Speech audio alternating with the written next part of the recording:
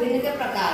ठीक है, भिन्न ऐसी संख्या जिसे p बटे q के रूप में लिखते हैं जहां पे q का मान शून्य नहीं हो के रूप में व्यक्त किया जा सके, भिन्न कहलाती है।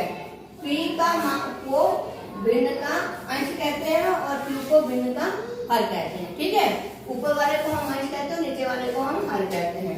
फिर कुछ बात याद रखने की है, यदि अंश शून्य हो तो भिन्न का मान शून्य होगा, यानी अगर ऊपर यहाँ शून्य होगा तो भिन्न का मान शून्य हो जाएगा। फिर यदि हर शून्य हो तो भिन्न का मान नहीं ज्ञात किया जा सकता है, तभी यहाँ पे लिखा है कि हर जो है वो शून्य नहीं हो, तभी उसको हम भिन्न कहते हैं। फिर अंश और हर में एक ही संख्या से गुणा अथवा भाग करने पर भिन्न का मान नहीं बदलता। ये कुछ चीजें जो हमें भिन्न करते समय याद रखनी है। फिर बात करते हैं भिन्न के प्रकार की। ठीक है, पहला है सम या उचित भिन्न। भिन्न का हर अंश से बड़ा हो तो भिन्न उचित भिन्न कहलाती है। ठीक है, जैसे 4/8, यहाँ आप देख रहे हो अंश कितना है 4 और हर कितना है 8, तो हर क्या है वो अंश से बड़ा है।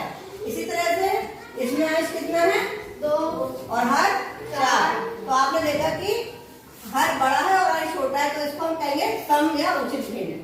फिर बात करते हैं विषम या अनुचित भिन्न की। तो भिन्न का अंश हर से बड़ा या बराबर हो तो भिन्न अनुचित भिन्न कहलाती है।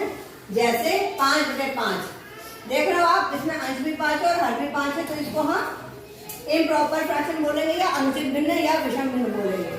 और इसी तरह से 7/4, यहाँ पे अंश बड़ा है और हर छोटा है, तो इसको हम बोलेंगे विषम भिन्न या अनुचित भिन्न।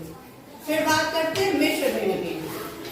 भिन्न यदि एक पूर्णांक और भिन्न से मिलकर बने तो मिश्र भिन्न कहलाता है। ठीक है, जैसे कि भिन्न है ये और इसके साथ ये पूर्णांक लगा हुआ है। ठीक है, तो ये 4 सही 2/4, तो इसको हम बोलेंगे मिश्र भिन्न। इसी तरह से 3 सही 2/3, इसको भी हम मिश्र भिन्न बोलेंगे। और ये होता है पूर्णांक। ठीक है, पूर्णांक मतलब पूरी गिनती, और ये होता है भिन्न। ठीक है, समझ में आ गया आपको मिश्र भिन्न? Yes ma'am. तो आपको भिन्न के प्रकार समझ में आ गए? कितने तरह के होते हैं? 3। पहला क्या? सम